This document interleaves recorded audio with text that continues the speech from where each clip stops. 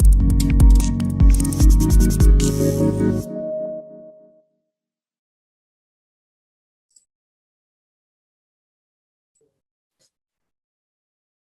evening, ladies and gentlemen. Thanks for taking your time and joining in with us on this Friday evening. To introduce myself, I'm Pallava Rajan, representing PMS Bazaar, and I welcome you all for this exclusive webinar on the insightful topic, India Golden Decade Ahead.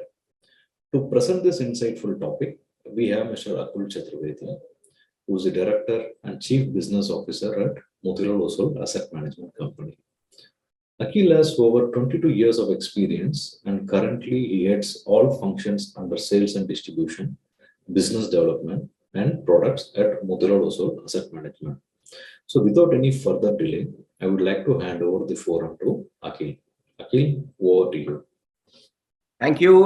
Thank you, Pallav, for the warm introduction, and good evening to all of you. Thank you so much for logging on to this call.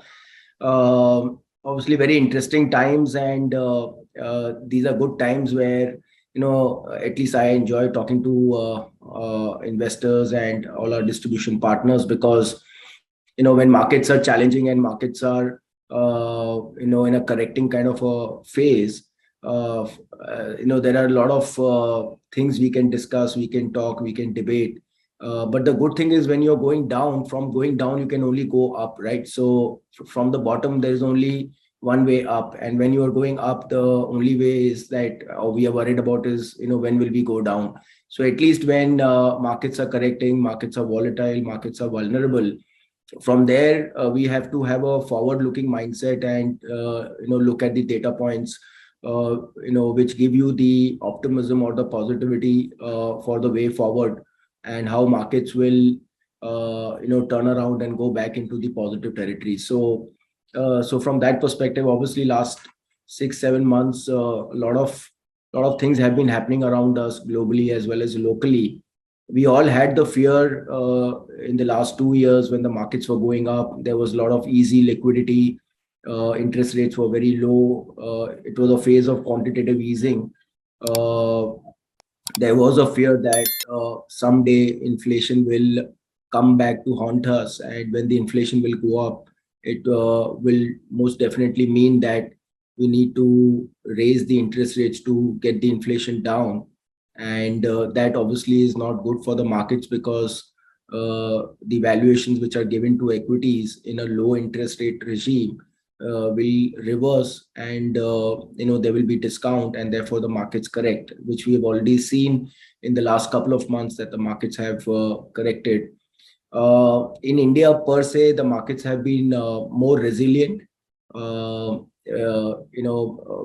Broadly, this kind of a situation 10 years back, India would have corrected 40-50%, but we are much more resilient, much more stronger. Retail investors are much more upbeat about Indian markets, and they are continuously pouring money. So that is ensuring that our markets from the top is still just about 10-15%, broadly down from the top. So that's a good sign. I think things have changed quite a bit in the last 10 years. Broadly, what we are seeing off late is, as the data points are coming out, if you see India's inflation tidbit coming lower from the previous two. So 2 data points last back to back, the inflation has been coming down, although marginally, but at least it is coming down. So it's not going up, which is a good sign. Yesterday, US numbers came. US inflation has gone up marginally, not drastically, and therefore, from here, at least the markets would feel that the quantum of interest rates and the pace of interest rates might not be as high, and that will mean that this is good and positive for the markets going forward.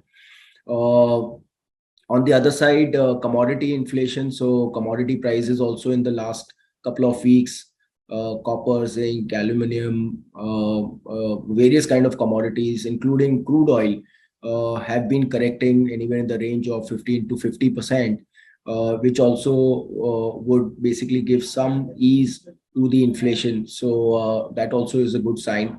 So I think most of the The dent on the macros are broadly priced in, and from here maybe another quarter, 2 quarters, one has to be a little cautious and keep watching the data points. But I think subsequently post 2 quarters, I would be a bit more positive about stock markets than negative. So that's about short term. I think this year is going to be a buyer's market where those of you who are lucky enough to have cash in their bank, obviously this is a good time to buy, and no need to go in a rush to buy single shot tomorrow morning, but certainly you can spread out your investments over next couple of weeks and quarters and try to benefit from the market volatility. And so this year is not a year to make money. This is a year to accumulate shares and units. If you buy at lower levels, obviously the margin of safety is very high. And as markets will normalize, earnings growth will get back. Obviously you will make a lot of money. So for those investors who are lucky enough or smart enough to participate in the COVID correction in the mid of 2020, today are laughing away to the bank. But those investors who invested in 2021 fag end obviously would be seeing marginal dips in their portfolios. So buy low, sell high. I think that is the mantra which one has to keep in mind. Buffett also says that one needs to be greedy when others are fearful, be fearful when others are greedy. Today, everybody is fearful. Hence, all of us need to be greedy. So two things. One, your existing investments, don't sweat too much if the valuations have come down. These are notional, notional losses and not permanent losses till such time you actually book it. So don't worry about your existing investments. Stay put, keep the faith, keep the confidence, keep your conviction levels high. And why you should keep your confidence high, why you should keep your conviction, we will discuss in my presentation. But for those investors, obviously, who have surpluses coming in, certainly should look at allocating more to equity. So this is the near-term view on markets. What I'll do now is the topic of the discussion today is India golden decade ahead, and we are of a firm belief that this decade, in most likelihood, will be a decade where India as an asset class will outperform all other asset classes globally. So we are very upbeat about India and India's growth prospects. And I'm not saying this because I'm an Indian and we all are Indians, therefore we have to be positive about India. It's just that a lot of things, a lot of reforms which have happened in the last couple of years are actually demonstrating some very positive trends, which gives us the confidence that Indian economic growth is going to be much more stable, robust, and positive. And perhaps India's growth rate, we might end up being the fastest growing economy in the next couple of years, much higher than China and rest of the world. Investors will chase growth. So you will see local investors plus global investors will flock into India, which means a lot of liquidity will come into our country, given that we would be a country which is demonstrating very high growth. And that would mean that the best way to play growing economy is through the stock markets, because stock markets are nothing but reflection of any country's economy. So if the economy does well, the markets do well, and the economy doesn't do well, then obviously the markets also don't do well, right? So everything is connected to how the economy is doing. So why we feel that way, what are some of the interesting things or themes where we see growth is going to be very high, is what we will try and discuss in today's talk. And then maybe after 40-45 minutes of my presentation, we can take a couple of questions. So I'll just put my presentation out here for you. Okay, friends. So here I begin my presentation.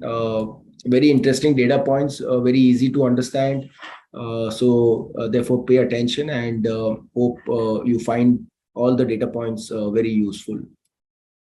So to begin with, what you see out here is that India has seen the most longevity bull run between 2002 and 2008. I don't know how many of you were there at that point of time participating in the stock markets. Clearly, I was there. I was working for Birla Sun Life Mutual Fund, and I remember this was one of the best rallies we have seen probably since independence. 2002 started with the 1,000 point Nifty, and 2008 ended with a 6,000 Nifty. So it was a clear six bagger in 6 years. So virtually every year it was doubling. But this was not a straight line rally. It came with, so every bull market comes with its own set of corrections. So this bull market also had 7 rounds of correction, and these are corrections basically over 10%. In fact, there were 2 corrections which were as deep as 30%.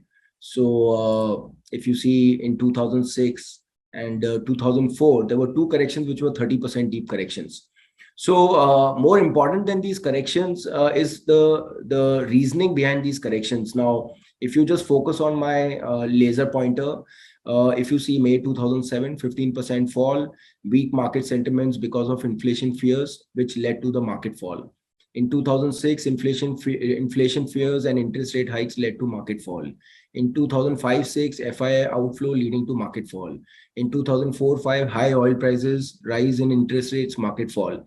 So these are the very same reasons, which are the same reasons which exist today, and markets in a normal situation will correct on weak macros. Typically meaning high inflation, high interest rates, high commodity prices would mean lower valuation for equity markets, and therefore the markets will correct. What you need to really note is that these reasons were there in the past, the reasons are there today, and these will be the same reasons why markets will correct in the future. Apart from that, other reasons for market corrections are typically black swan events like global financial crisis. From nowhere it hit us, and the markets globally corrected by 40-50%. If there is a health crisis like COVID, it's something which is a black swan event. Nobody really expects it to happen or predict it to happen. It happens, and then the markets react. Whether it was the IT boom bust, again, it was a black swan event when markets corrected very, very sharply. So these are some reasons. These are the fundamental reasons for market corrections. And then there are the black swan events when the markets correct. Otherwise, markets will be broadly stable in normal scenario. What you also see on this slide, which I realize, is that generally these sharp corrections are very short-lived. So if you see these red lines, whenever these corrections have happened, generally they don't last beyond couple of weeks and couple of months, right? So if one can live through these times of correction, which could last for a couple of weeks, from there obviously you see the upside, and you don't miss out from the upside participation. So all we have to do is basically control our behavior in these falls, and generally what we see in the past is these falls are very short-lived, and if we sit tight in these falls, then basically we make a lot of money as the markets recover. Another interesting thing on this slide is that, for an investor who came into 2002, broadly did not make any money till 2004. It was very flat, right? Flat to correcting. So if you would have put a lakh rupee, let's say in 2002, it would have been a lakh rupee, a lakh and a half by 2004, and then again markets corrected. So broadly, what you see in the chart is that bulk of the returns, 80% of the returns came in the last 2 years, which is between 2006 and 2008. Now, which years are going to be like 2006 and 2008, nobody knows. So when you come in here and you go out here because your experience in the 3-year, 5-year is not good, then you miss out on this, the moment you leave, and then the markets go up, right? So therefore, having a long-term mindset, long-term horizon, living through a couple of cycles of bull market and bear market will ensure that on an average, you make your 15 to 18% return. But only trying to play the upside and not going through the downside is very, very difficult, because generally if you come when the markets are going up, then we know what happened in 2008 mid and 2009. There was global financial crisis. So all those investors who came when the markets were peaking out, markets were topping out, and here obviously we get a lot of confidence because things are looking very good. but then subsequently your next 3-year experience becomes extremely bad, right? So in equities, buy the dips, sell the tops. So all these dips are to be bought and these tops are to be sold. I think if you can follow that kind of a principle, then generally things will be good for you, or else you become a very long-term investor, go through all the ups and downs, and you will get the average of ups and downs, which is, there'll be some years where you double, triple your money. There'll be some years where you will lose 30-40%, and some years will be flat. But the average is what we have seen in the Sensex 30 companies in the last 40 years, 15% kind of a compounded annualized growth return. So don't worry about these reasons. They are there, for some time. Eventually inflation will ease off, like we are seeing. Interest rates will start to cool down and equity markets will start to go up. It might take 2-3 quarters. We need to be patient till such time. So that is all about, again, what we are witnessing in the current times. As I do interact with a lot of investors on almost on a daily basis, I think while broadly we see that investors are positive about the long-term outlook, but investors are generally trying to time the market or trying to time the bottom. So I think they are just trying to take a little time to go all out in terms of investing. I would say that don't try to time the perfect bottom. You may not get the perfect bottom. So there is where I say that keep putting small bouts of money every alternate week, every month through SIPs or whatever mode you find comfortable. And some points you will buy a little higher, some points you'll buy a little lower, but at least you'll try to benefit. But if you try to time the bottom will go away in behind, and unfortunately you'll come back again at the higher intervals. So that is about short to medium term. Now let's go and look at the main topic, which is golden decade for India. But before going into that, you need to understand that every 10 years, you have some or the other asset class which becomes the best performing asset class. There would be certain asset classes which will give disproportionate returns and thereby giving best returns. So if you look at decade of 70s, gold was the best performing asset class, giving a 13.7 bagger, actually rounded off to 14 bagger. And that decade, US gave it just about a 15% CAGR return, right? But what happened in the following decade of 80s is Japan became a 5-bagger and gold went down 35%. So what went up in the previous decade actually went down in the subsequent decade, right? But Japan became a 5-bagger. Now, Japan in the 90s became a flat market. US became a 6-bagger. And then in the 2010, to everybody's surprise, India became the best performing market because of the 2002 to 2008 6-bagger return, which I showcased. Until I saw this slide, even I didn't know that India was the best performing market in 2010 decade. But US, which was a 6-bagger in 90s, actually gave a very muted return of 7%. Now look at this flipping back in the favor of US, where everybody knows that the decade of 2020 was all about US NASDAQ, US S&P 500 gave most amazing returns, and a lot of you, I'm sure, would have invested in S&P 500, NASDAQ, and participated in the US growth story. But India gave a negative 33% return. This is in dollar terms, right? So now if what you see here is what goes up goes down subsequently. So what may happen is US may go through a price correction for some time, and who will claim this next spot? In all likelihood, we feel it will be India. Now, again, the same slide depicted very slightly differently. If you see in the decade of 80s, India was not part of the top 10 economies. 1990s, we were not part of the top 10 economies. 2000, we were not part of the top 10 economies. In the decade of 2010, India took the 9th spot. So this is the time where we made entry into the top 10 economies when we became a $1 trillion economy in 2007. China, which was 9th in the preceding decades, right from 1980s to 1990s, went to the 5th spot, went to the 2nd spot, and in all likelihood, it is likely to become the largest economy at $30 trillion by 2030. But India from 9th spot now, very similar to China, already we are at the 5th spot. We are just about $15 billion away from United Kingdom. We will pass them, and we will go along with Germany to become in the $3 to $5 trillion market cap club, the GDP club. And from there, this is the decade we are talking about, 2030, where from $3 trillion, our economy going to $6 trillion, doubling of economy is what will take us to the third spot and will become the third largest economy. Having said so, we would still be $24 billion there's so much of billions and trillions. So we will be $24 trillion below China, which means that India is not a story of only 10 years.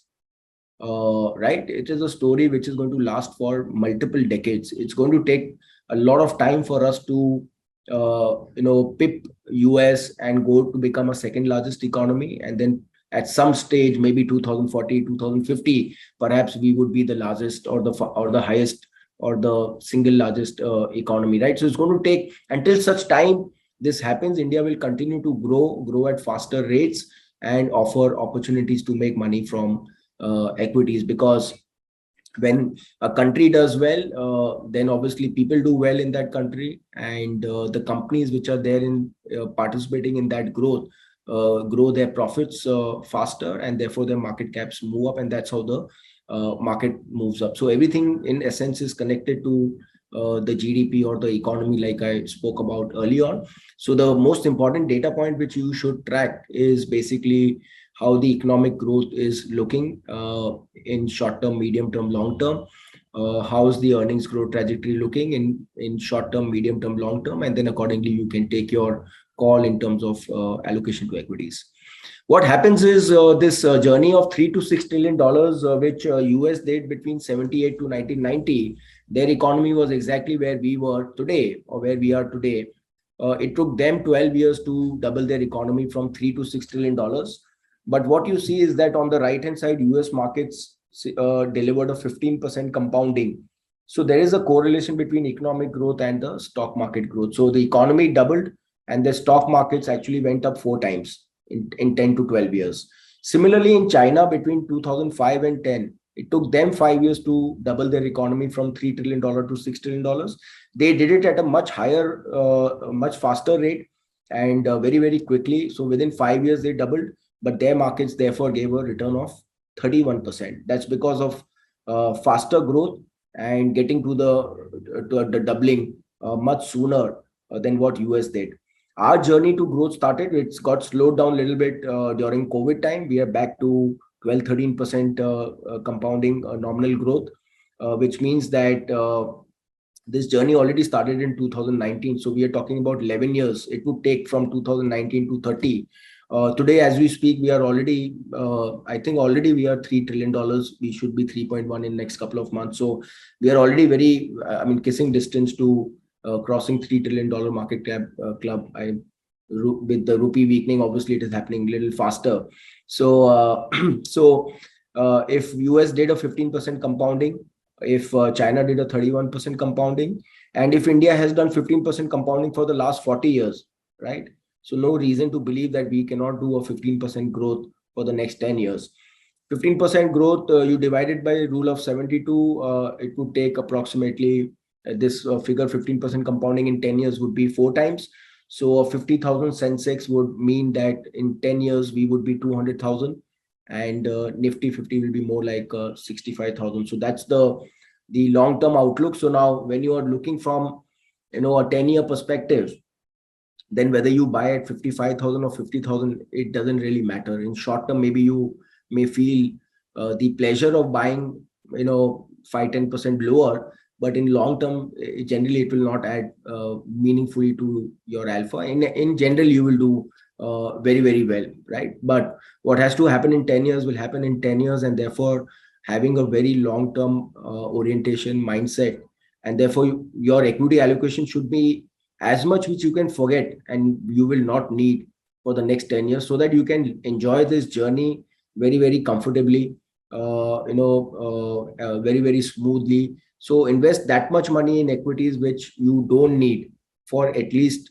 next 8 to 10 years, right? Only then can you benefit from compounding, and be prepared that in the next 8-10 years, there would be corrections, there would be volatility, there would be something or the other which will be distracting. Don't get distracted.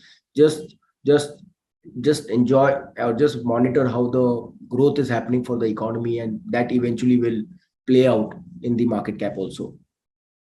So this is our internal research, how we feel that, from here, as I told you, we are already $3.1 trillion, 2022.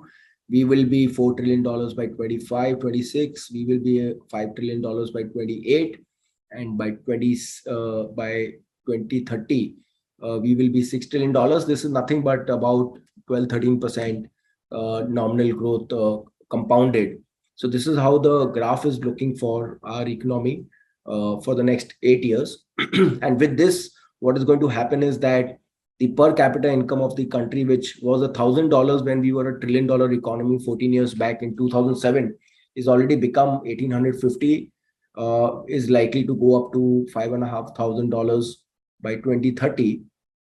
And when you have more money in your hand, obviously this money is going to be either used for consumption or it will be used for savings, because your basic spends, which is fooding, clothing, housing, is generally done in the first $1,000. Incrementally, the surplus monies you get in your hand is actually going to upgrade your lifestyle and enjoy the consumption and travel around and wear better clothes or better housing or better food, all these kind of things. And we are a savings oriented economy, therefore you will also see a phenomenal growth in savings, because as Indians we believe in savings. Our savings rate as a percentage to GDP is upwards of 30%. So we will see a 10x growth in consumption and we will see a 4x growth in savings. Now, as investors, why I'm talking about this part is that this is where the investing opportunity comes up with. These are two themes where the companies within these themes and sectors are going to give you very secular growth for the next many years, right? So these companies generally will have very high growth rates, because more and more number of people who will be moving from the poor population, which is currently 43%, and the middle class is about 50%. As this goes to 75%, 80%, that means you will have only 15% poor people, and you will have a very large bucket of the belly part will be very large, 75% of middle class people, lower middle class people, where the spending will be happening, right? So whether it is consumer durables, whether it is travel, whether it is QSR segment, or so many segments where the consumption is happening, these are some of the spots where growth will be higher than the average growth of the market. And that is where we will get some good investing ideas. Similarly, on the savings side, earlier when we used to talk about financials broadly, it used to be all about banks. Today, you can actually participate in financialization of savings as a theme, where brokerage houses, wealth management companies, asset management companies, capital market intermediaries, a whole bunch of ideas are there available for one to invest and benefit from the growth, which this is really happening in front of our eyes. So very large theme. I think India is a largely consumption play, and I don't think any portfolio manager, any investor can create a portfolio without buying couple of names from the consumption side or the financial side. So very important theme which is playing in our favor. Now this is very interesting, because here is where in the last 6 years we have seen multiple disruptive reforms happening, leading to slowdown of the growth in a short period of time. And but it was definitely in the interest of long-term growth, which we are all witnessing. So we saw demonetization happening in 2016. Obviously, the merits or the political merits is anybody's guess, but clearly the financialization of savings theme has taken birth since demonetization. So that year itself, we saw 4 lakh crores of inflow into Indian mutual funds, right? So suddenly out of nowhere, Indian investors started to put a lot of money in capital markets, which was reflecting in the numbers of mutual funds. So since then, every year, 17, 18, 19, 20, 21, as I speak, 22, we are seeing broadly 3.5 lakh to 4 lakh crores of inflows into mutual funds. Apart from mutual funds, 10 crore demat accounts have been opened. A lot of direct people are actually going into direct equities. So a whole bunch of ideas or options are available where investors have been parking their funds. And our SIP book, Systematic Investment Plan book, has doubled in the last 5 years from 6,000 crores to 12,000 crores. The assets under management, only equities, has grown from 1,40,000 crores to 20 lakh crores, including PMS and AIF. So that kind of domestic liquidity has been a classic boom for our stock markets, and it helped the markets to touch new highs. At the same time, it is helping the markets to protect the downside. So while we have seen humongous outflows by the foreign investors, almost close to 4 lakh crores, we have seen 3 lakh crores inflows from the domestic investors. Therefore, the gap is only about a lakh crore. Imagine a situation where the domestic continue to buy, and on top of that, after some time, you have the foreigners also coming back. I think there will be a serious supply crisis, and that will lead to Indian markets doing extremely well over the last couple of years. So, like I said, I think this is like a great opportunity which is in front of us, where markets are a little lower, and the big picture is looking very strong, and therefore, all the investors who are part of this cycle, I'm sure will have amazing journey in the next couple of years. Subsequently to DeMon, we had Real Estate Regulation Act 2016. Post that, we have seen that the real estate sector now is come off the no growth zone to growth zone. So there was absolutely it was a negative sector for the last 10 years. Next 10 years seems to be very, very strong for real estate. Real estate, as you all know, is a very large component of the economy. It's almost 10% of the GDP. It's creates a lot of employment for people, and there are 12 proxy sectors which benefit from one real estate sector doing well. So if a building is getting constructed, right from a cement to steel to tiles to paints to consumer durables, a whole bunch of pipes, cables, wood, all kinds of things. So these are all 12, 13 proxies to real estate growth, where we see that next decade is generally going to be very, very tailwinded for them. IBC helped clean the banking system. All the window dressing which was being done by the banks by not demonstrating or showcasing the real NPAs have now been provided for. Fresh capital raising has happened. Risk management is in place. Cost of borrowing is low, and margins are improving. So therefore, banking sector, which is again very, very critical to any economy and economic growth, is looking much more healthy with great banks, especially in the large private sector space. I think that's a very interesting play. This year, it's a consensus that banks will do much better. You have to keep in mind, any sector, when there is a regulation, where a regulator comes in, those sectors do phenomenally well, because regulations bring in a lot of protection for customers and investors and depositors, whatever it may be. We have seen that happening in the insurance industry. We've seen that happening in the mutual fund industry. Now we are seeing that happening in the real estate industry. So we spoke about DeMon, which initially was not good, but it is now looking good. RERA again helped the real estate sector come out of a bad cycle. IBC helped the banks getting much more cleaner, much more healthy. GST obviously is a classic unorganized to organized theme. So GST is helping businesses getting more and more formalized, more and more organized. And every month we are seeing record collections in GST. The initial teething problems seems to have been now sorted out.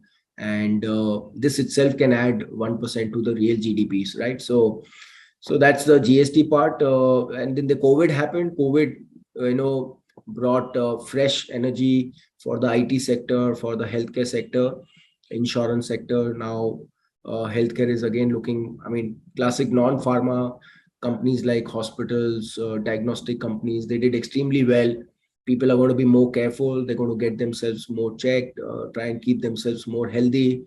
And therefore, this healthcare sector obviously is a great opportunity for the next couple of years. And information technology, now that generally these calls were not happening 2 years, 3 years back. Actually, I used to travel to multiple locations and do calls, which I do now once again. But sitting in Bombay, we can do a lot more communication digitally. So, you look at cars, I think generally in the car industry, the models are not changing, just the software change. So the difference between old model and the new model is only software. Really, the shape, size, everything remains same. I think all the technology work which is going around, EV. So, I mean, all businesses are going digital way. I mean, digital is going to be very, very tailwinded in near term. Obviously, they have challenges, but I think earnings growth still will come in the IT sector, right? So this was all, the vicious cycle which 3-4 years gave us, which slowed down the economy, but now are the same reasons where we are seeing that corporate tax rate cuts, PLI schemes, deleverage corporates, resilient Indians, corporate credit pickup. Now we have seen 13%. Capex is also picking up. Companies' profitability is also moving up. So this vicious cycle is actually now turning into a virtuous cycle, right? So these green spots and the yellow spots are going to be the ones which will take our economic growth to 8, 9, maybe even 10%, somewhere 2027-28. I will not be surprised that our economy will grow at even at 10%, right? So these are the reasons why Indian economy will be the fastest growing economy, and which will reflect in the profitability of the companies which are participating into India, or the Indian growth, which will reflect into the profits will reflect into the growth in their valuations, in their market caps, and that's how you will make money from the companies or the markets or the portfolios.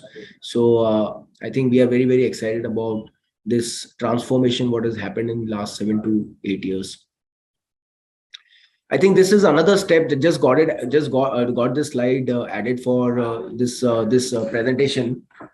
So I think this step, I mean, thanks to the war, whatever, but we are moving in a direction where incrementally we would have a lot of trade with many countries in local currencies in rupee, which will take the pressure off, which will create more demand for the rupees, and less demand for the dollars. Today it may be small, it may just be about $30-40 billion what they're talking about, but this can be very, very big. At least this de-risking ourselves from dollar trade to rupee trade, I think can take away some pressure on our reserves, and can bring about stability for the rupee. So this is again, like always, RBI I think is one of the best central bankers globally. I think a lot of other central banks should learn from how RBI works very swiftly and very quickly, the way they've been trying to protect the sharp downfall of rupee. In fact, our rupee depreciation is, or we have performed better. Our rupee is doing better than all other currencies, right? So it's not that 75 going to 80 means that we are the worst. Actually, we are the least fallen currency. So all the measures and the $600 billion we had is taking care of protecting the downfall of the rupee, and steps like these again will be a great move to de-risk ourselves from dollar trades, right? So I think this is again very, very interesting for all of us. So what are the frameworks what we feel are looking healthy, positive is with the capex story coming back, industrialization which was absent for the last 10 years. Industrialization is looking very, very tailwinded. IT digitization looking tailwinded. Urbanization, as more and more people, more and more cities are getting more and more urban. We are a 2/3 urban, 1/3 rural country. After 10 years, we'll be more like 50-50%, 50 urban, 50 rural. So you'll have a lot more cities which will be resembling larger cities like Pune or Indore, or these kind of cities. Which have already become very, very urban. So I think that is something clearly we're going to look out for. Formalization of economy through the GST and financialization of savings, which I spoke about. So these are broadly the 5 themes we feel are positive for India, and creating a portfolio around these themes within the theme sectors and companies will give you higher growth than the market growth at least. Don't want to go into the deep dive into each and every slide because these are generally very crowded slides, but clearly industrialization, a big boost has been given by the government by introducing the PLI scheme, helping companies setting up new capex, new factories, getting additional revenue 4 to 5%, 4 to 6%, which will reflect obviously in their revenue growth and the profit growth.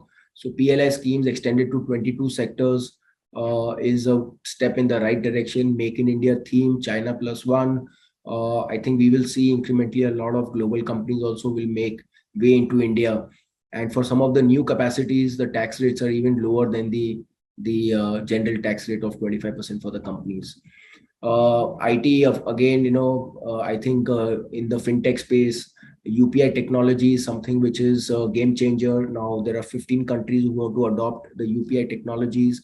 We have 50 crore bank accounts now open. We can transact through mobile phones, through SMSs, through payment gateways. So I think in the fintech space, there has been a huge growth. Anything, I think, whether you want to buy food, Swiggy, Zomatos have become it's a household name, right? Anything and everything is now happening digitally, and India is the adoption of digital and penetration of digital or IT mobile smartphones is almost upwards of 90%. This is how the demographic play is happening. This is about urban population. So this is where we are close to where we are, where India is more like 30% urban and China is 64%. By 2030, we should be more like 50%. China might be maybe 75, 80%. So clearly more and more people are getting urbanized, like I spoke about in my previous slide as well. More businesses are now getting officially registered. They are getting themselves registered over the ROC. So the businesses are getting more and more organized, forming limited, LLP, private limited companies. So, when you do this formally, then obviously everything is there in the system. Everything reflects in the economy. There is no parallel economy, running, which was a case, a couple of years back. Financialization of savings is giving a boost to asset management companies, to wealth management companies, insurance, stock exchange, custodians, rating agencies, I think. And 10 years back, you didn't have any idea to really benefit from this growth, but today you have, right? So today, if you want to buy a mutual fund, you can buy 4 or 5 mutual funds are listed, 4 or 5 stock markets, stock brokerages are listed, wealth management companies are listed, capital market intermediary, CDSL is listed, insurance companies are listed. So there's a huge opportunity even in the financialization of savings theme, right? So, so we spoke about short-term, medium-term outlook. We spoke about why India will be the best performing asset class. We spoke about the themes which are looking good from next 10 years perspective.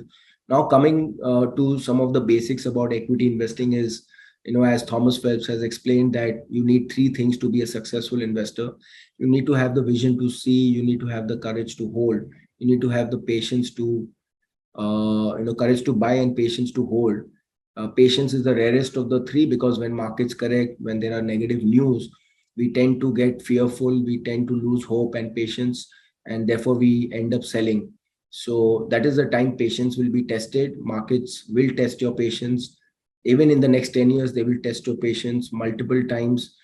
So therefore be very, very judicious in your allocation, only that much allocation which you can live through tough times. When we talk about buying right and sitting tight, I think if you have done the buying right part, then in bad times, sitting tight is absolutely, warranted, and you really need not panic in times like these. As I said, till you sell your investments, the losses will only be notional.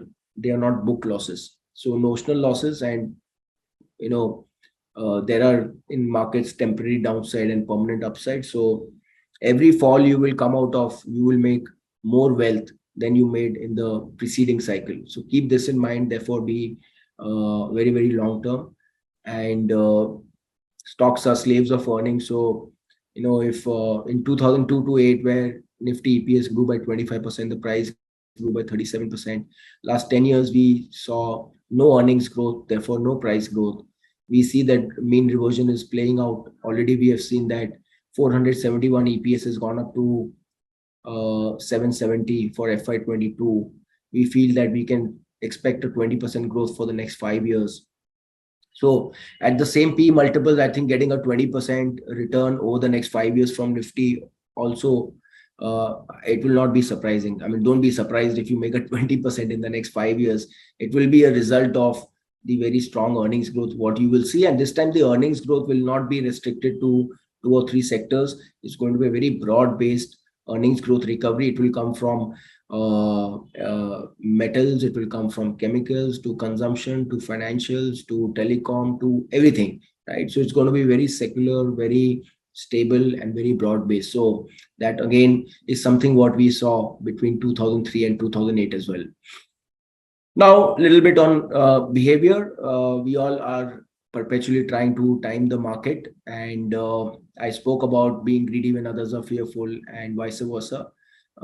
Let's look at numbers and let's try to introspect our behavior.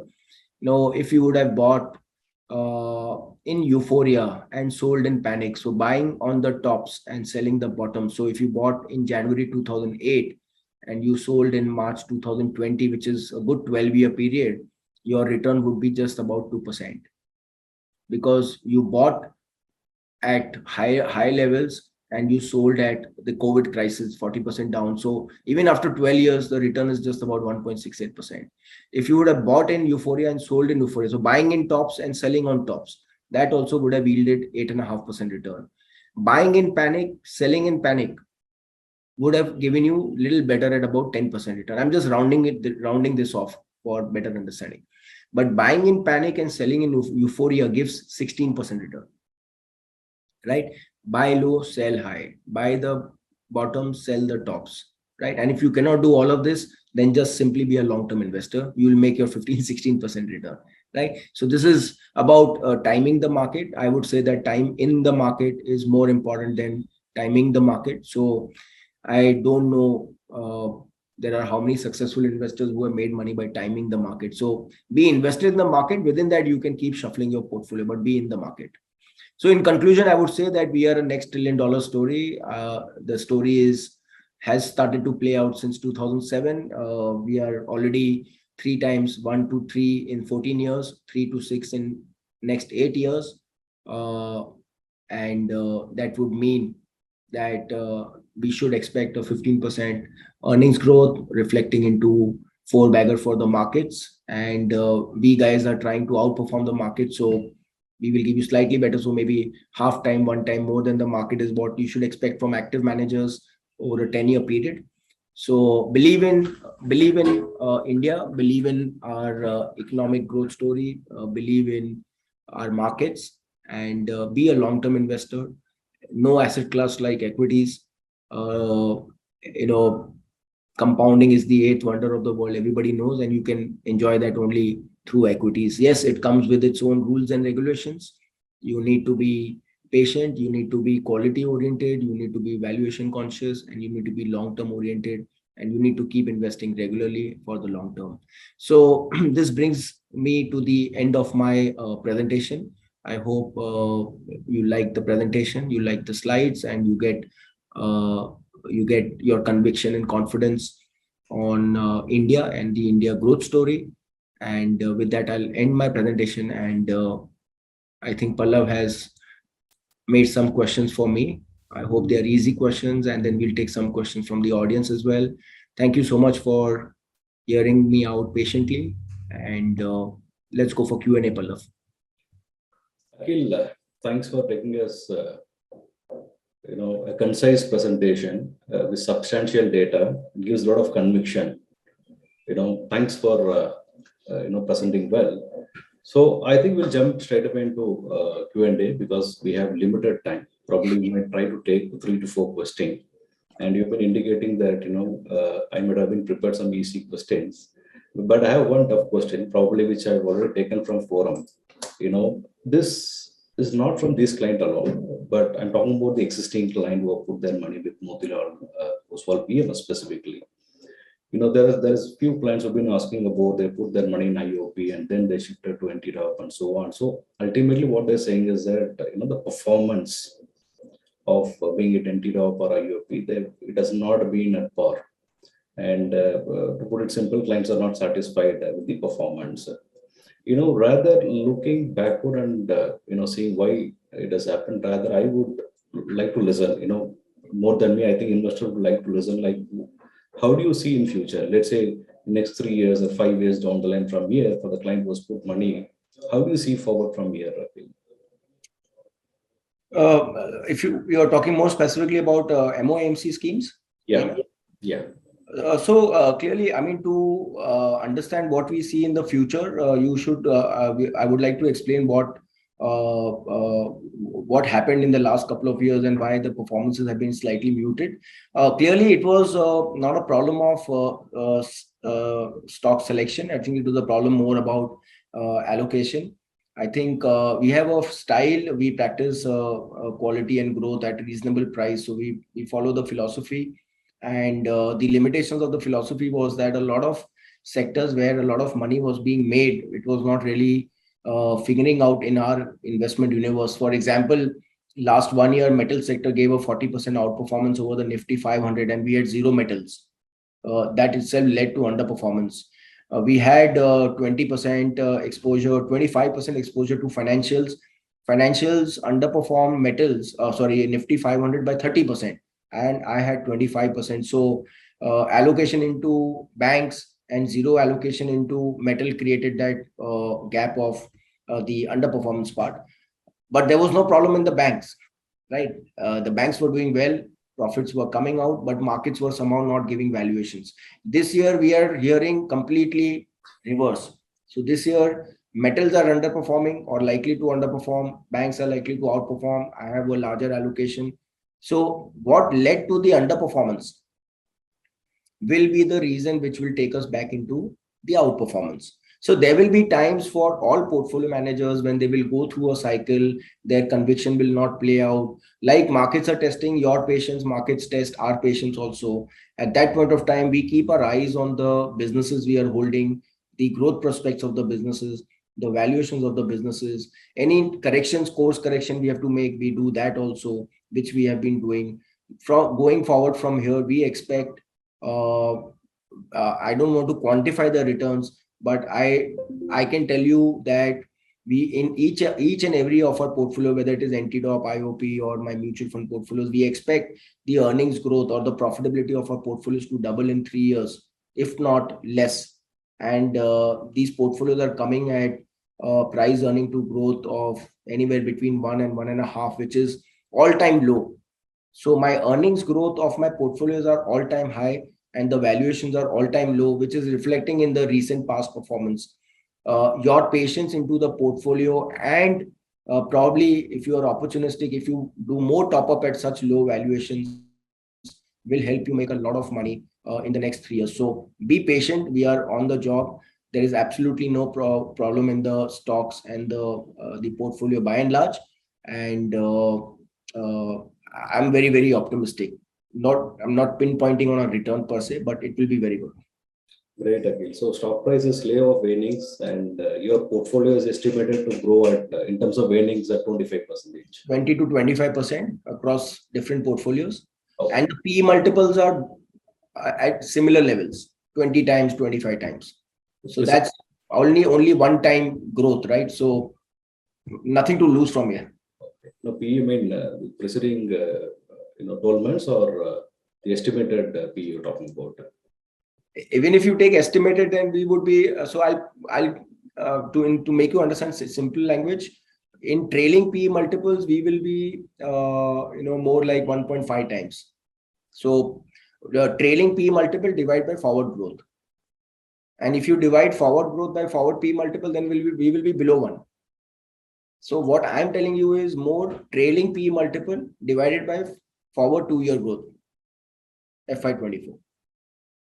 Interesting. So I have very basic questions, but even though it's a very basic question, this has been the question like which we hear day to day. Perhaps you also might be heard. In fact, in the beginning of the presentation, you've been indicating about like, to invest on a stagger way than putting a lump sum. And there are a lot of clients, we've been seeing that they're waiting still further to bottom out and they're trying to time the market. And this is not the time, we've been seeing from at the peak and now. And I think, this has been, like all weather question, I would rather say. So what's your comment on this, Akhil? So I clarified that this is a year where do not expect great returns. If we can claim the previous high by the end of the year, that itself will mean a lot. But through the year, we have seen markets go down to 15,300 also. From there, we have made a smart recovery to 16,000 plus on the Nifty. As I said, that liquidity from domestic investors is still very strong. A large amount of foreign liquidity is already flown out. So I think incrementally we should not see. In fact, there are some days where we are seeing positive buying by the FIs also. I don't want to make any predictions in short term, but from here I do not expect more than 10-15% correction, which is going back to 15,000 levels, right? Which 10% is okay. So for that, for getting those levels, maybe you want to stagger for a couple of months. It's good. Also, by staggering couple of months, you will also realize that after some time, you will have a better clarity around inflation, interest rates, war, oil. All these things will be very clear. And then you can come with a larger amount. But right now, if you do not buy, then maybe after 1 year, you will feel that you once again lost an opportunity to buy on the dip. So I think we should be buyers. Now, you want to buy weekly or fortnightly or monthly, I leave that the decision on advisors, great advisors like PMS Bazaar. They will guide you how to stagger your investment, but don't remain absent. Your existing investments, don't touch it. And any fresh surpluses must come in equities today. Great. Okay. Again, the next question is on long-term investing, right? Now, income tax defined when it comes to equity above 1 year is long-term. And there is a myth around, like, few says that 3 years is a long-term, 5 years is a long-term. How long is a long-term, according to you? Long-term is till such time you make your desired returns. So if your desired return is 15%, then till such time you make 15%, you have to stay invested, right? It may sometime be 1 year, sometimes it can be 5 years, sometimes it may take even 15 years or 10 years. See, I can give you multiple examples where, Reliance Industries, which is a great performing stock of the last 4 years, it's almost 3.5 bagger. But preceding 10 years, it was a worst performing stock. It just gave 7% return, right? So now with the 3 bagger in the last 4 years, the 10-year return looks very, very different, right? So how long is long term? There is no right or wrong answer.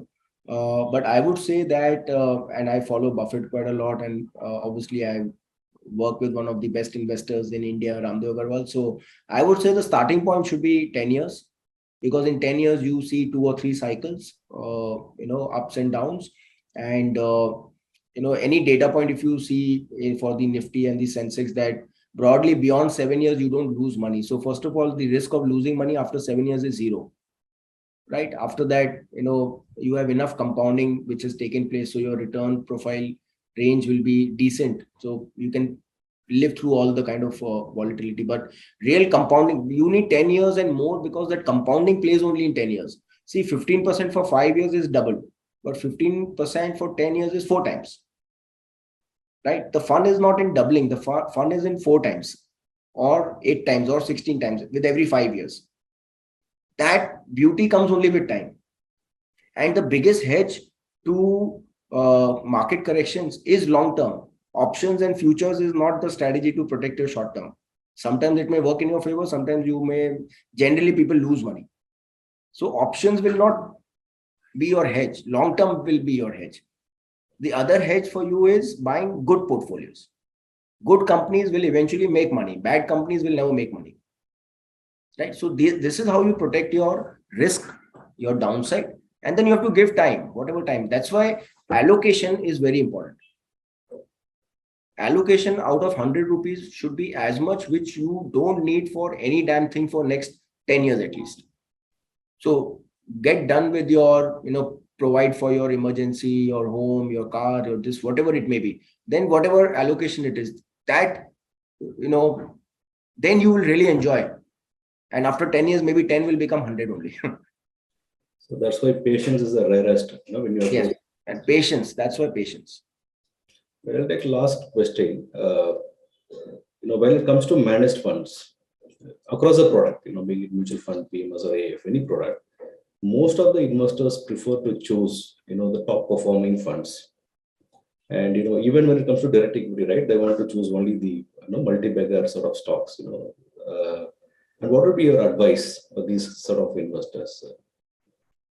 Yes. So, I keep talking about this, that see, when you want to buy stocks, you want to buy stocks of the future. You want new ideas. You want the next HDFC Bank. You want the next Infosys. You want the next Reliance Industries, right? So when it comes to stocks, we don't want to buy stocks which have already given returns. We want to buy stocks which will give returns.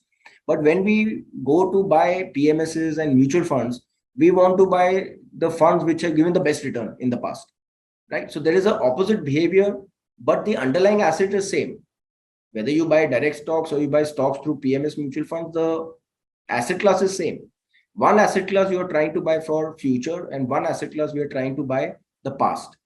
So I would say that even mutual funds and PMSs have to be bought with a foresight, by understanding the philosophy, process, portfolio, fundamentals, and the future outlook. What is the next 3-year, 5-year, 7-year outlook, which obviously will be guided by people like us and Pallav from PMS Bazaar.